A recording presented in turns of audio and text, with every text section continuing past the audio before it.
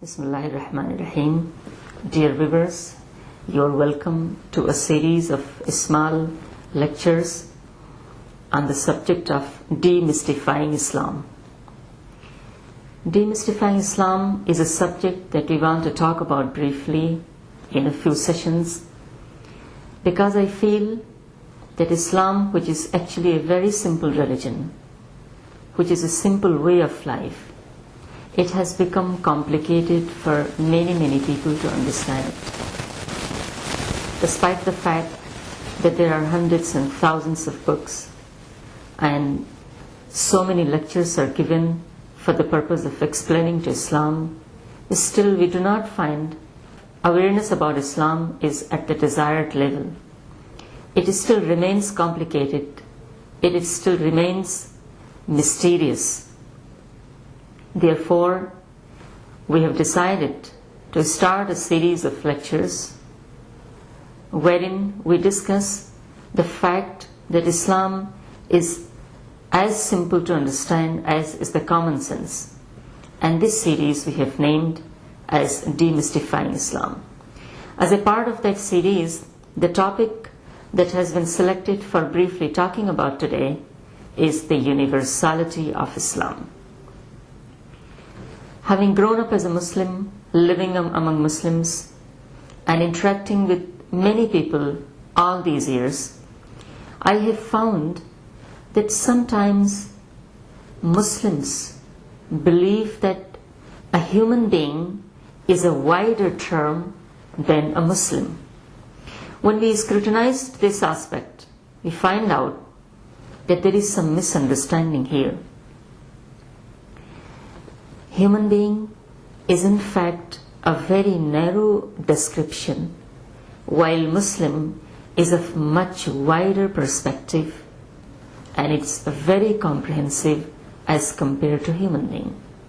Once we go back to Qur'an, we found out very clearly that the entire universe is Muslim. Everything in the universe knows the way to pray and the way to glorify its creator. If this is the case, then it becomes very clear that the entire universe is a Muslim. If the entire universe is a Muslim, then if we compare the human beings with the entire universe, then we find out that the human beings are a very small part of the whole universe. If this is the case, then without doubt human beings becomes a very narrow description. All the human beings, not even all the human beings, are Muslims. So in that sense, the human beings remains a very narrow terminology, while the universe remains a very wide description. After knowing it very well that Islam is a wider terminology and much broader in perspective, what we gather here is the fact that the human beings are expected to understand the Islam and get harmonized with the whole universe. In fact, what is expected from the Muslims or from the human beings is that they get in synchronity, they get synchronized with the rest of the creation, which is already Muslim. The universe is a Muslim by creation. It has surrendered to the will of Allah. What the human beings are expected to do is to surrender to the will of Allah, exercising their free will. They're not supposed to do anything different from the rest of the universe. They are supposed to do exactly what the whole universe has already done. This is why we notice that, for instance, if you go back to 1400 years ago and we look at the life of the Prophet Muhammad sallallahu alaihi wasallam, we will find that he was in complete harmony with the whole universe. He was very well connected with everything around, not just the human beings, but all of the creations as well, including plants and animals. While If you look at Abu Lahab, if you look at Abu Jahl, then they were not synchronized. They were not in harmony with the rest of the universe, because they had not surrendered to the one whom the rest of the universe had surrendered. So what is expected, in fact, is that wherever we are disorderly, wherever we are disharmonized, wherever we are not synchronized with the universe, we just get harmonized with the whole universe, and we follow the same religion as does the universe follow. To make it further clear,